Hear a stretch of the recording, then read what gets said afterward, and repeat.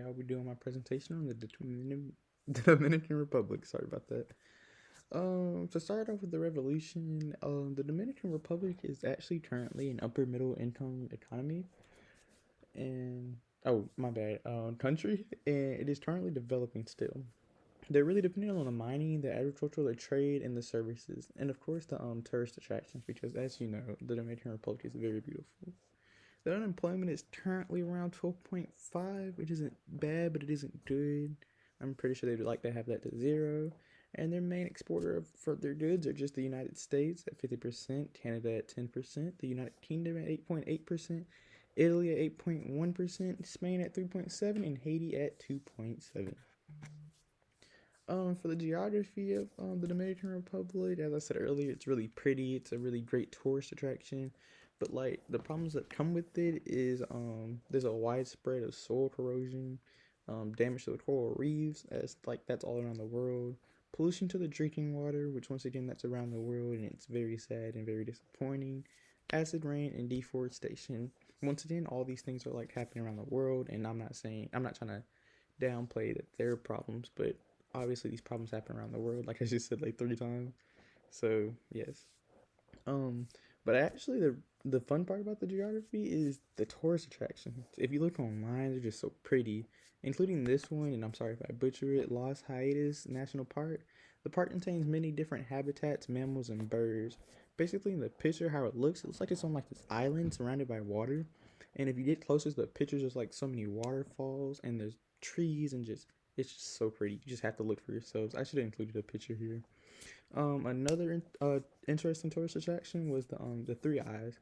It's like, as it says right here, it's a 50-yard open air limestone cave located in the Meridale Estate Park.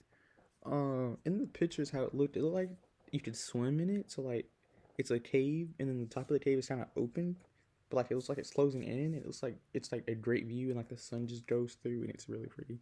You really have to look up the picture of these places to do it any justice.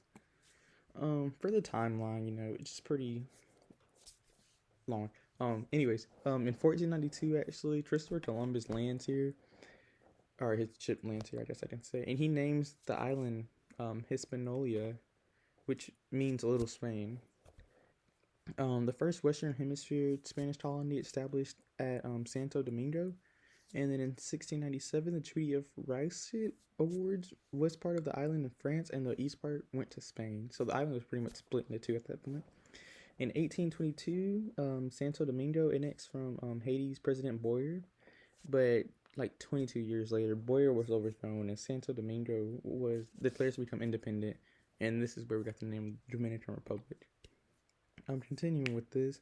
In 1863 through 1864, Spain withdraws from the annual annotation of the Dominican Republic following a popular revolt. Jumping ahead a little more, 1966 through 1924, the occupation of the United States kind of comes in there and helps put down the internal disorder. 1930 is where we get introduced to the General Rafael Julio, I think that name is, and he takes total control by overthrowing the president, which I'll get more into that later. 31 years later, he is assassinated, which good because he was not the best person. 1965, 4 years after Trujillo had died, 30,000 U.S. troops invaded the Dominican Republic following an attempt to return Bosch into power. And then it just jumps to 2004, where Leonel Fernandez reclaimed presidency and vote and was reelected. And basically the backlash of that was it became the worst economic crisis in decades for the Dominican Republic, which is crazy to think about. More information about Trujillo is he's done a lot of bad things, but he did a lot of good things. Like, for example, he improved the sanitation, started construction of new roads, started building more schools and hospitals, and was increasing the better living standards for the citizens of the Dominican Republic. I don't know why I only put Dominic. Please ignore that. I'm sorry about that. On the not so bright side, though, he was really considered cruel and ruthless. He forced his way into leadership by overthrowing the past leader. So he kind of just like he was kind of like moved, this is my spot.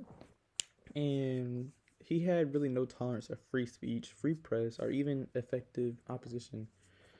All of these were punishable by terroristic like methods, like hanging, killing, just dying in general. And it's actually rumored to say that he had killed anywhere from 12,000 to 30,000 people in his reign in those 31 years before he was assassinated, which is crazy to me.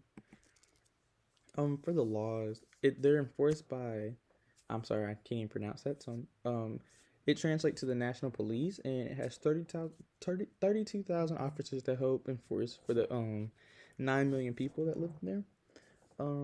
This force is actually a part of the Ministry of Interior and Police. That's just what they're called. It's a really short name. I don't understand. The legislative branch is the part of the government that makes the laws, and the legislative branch is also made up of Congress. For the officials, we have the president and the vice president being the head of the government, and they're also the head of the multi-party system that the Dominican Republic kind of like run. And it is a bicameral legislature, consisting of two houses at the Senate and the Chamber of Deputies. Both senators and deputies are chosen through a direct election, but there is no limit on their terms. So that means once they get in there, they really don't have to get out unless they're just so bad that people don't want them anymore. The legislative branch is actually made up of Oh, I already said that. I'm sorry about that. This one's pretty short and simple. Just the president and the vice president. They were both elected in August 2020. I want to say August 19th, but I will not quote myself on that. The first one is Luis Embenader, and I'm sorry, I'm gonna butcher this one. Is Raquel Pena de Antuna. Sorry if I butchered that. I'm so sorry. And one weird, interesting fact about the thing that I found really weird and interesting was I just looked it up, and it was like the Dominican Republic is going to be a very suitable nation because it produces all food all different times through the day, like breakfast, lunch, and dinner. Which, I mean, I thought every nation did that, but I guess that was like the one interesting fact that everybody wants to know. And the one that I kind of forgot about until like I did more research was that Christopher Columbus found it here as the New World, landing here in 1492. That's all I have for today, and I hope you enjoyed it. I hope you have a great day.